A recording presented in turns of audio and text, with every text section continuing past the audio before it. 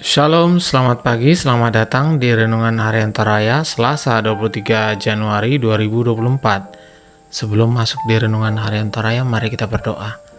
Bapa, dalam nama Tuhan Yesus, kami akan baca firman-Mu, biarlah firman-Mu ini tetap tinggal di hati kami dan kami lakukan setiap hari di dalam nama Tuhan Yesus. Haleluya, amin. Pembacaan terdapat pada Markus 3 ayat 13 sampai 19a. Markus 3 ayat 13.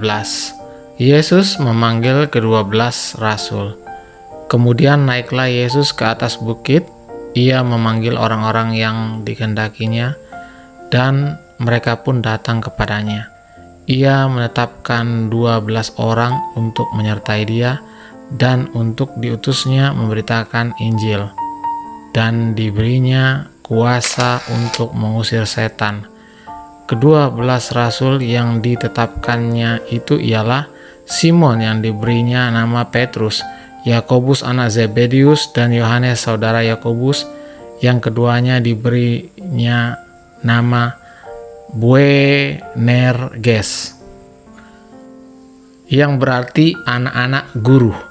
Selanjutnya Andreas, Filipus, Bartolomeus, Matius, Thomas, Yakobus anak Alfeus, Tadeus, Simon orang Zelot, dan Yudas Iskariot yang mengkhianati dia. Amin, firman Tuhan.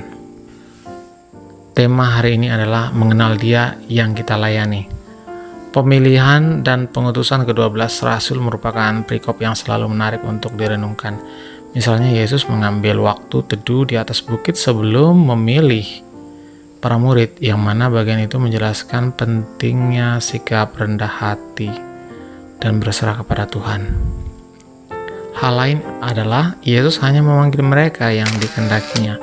Poin itu menandaskan kebebasannya untuk memilih dan mengutus pelayannya lebih lanjut. Merespon mereka yang tetap terpanggil juga menarik, karena pengantaran setiap orang untuk merespon panggilan dan pengutusan Tuhan. Selain poin-poin tersebut, poin lainnya yang perlu direnungkan ialah ke-12 murid dipanggil untuk menyertai Dia sebagai bagian dalam pelayanan pemberitaan Injil. Setelah mereka merespon panggilannya, Yesus memerintahkan mereka untuk menyertai Dia sebagai syarat dalam memberitakan Injil. Hal ini dilakukan agar ke-12 rasul semakin mengenal Tuhan yang memilih dan mengutus mereka. Hal itu juga menegaskan bahwa pentingnya pengenalan akan Tuhan dalam pemberitaan Injil, karena hanya dengan mengenal Dia, seorang dapat sanggup memberitakan Injil. Gereja Toraja dalam tuntunan dan hikmat Roh Kudus mengenal bahwa Yesus Kristus itulah Tuhan dan Juru Selamat. Di luar Yesus tidak ada Tuhan dan Juru Selamat lain. Pengenalan itulah yang mewarnai pelayanan Gereja Toraja. Pertanyaan reflektifnya adalah, sudahkah kita mengenal Dia yang kita layani? Mengenal yang benar akan Tuhan mengantar kita pada pelayanan yang membawa damai sejahtera bagi semua. Amin.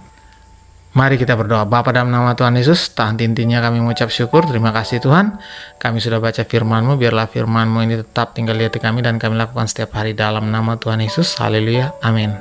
Selamat pagi, selamat beraktivitas. Tuhan Yesus memberkati, amin.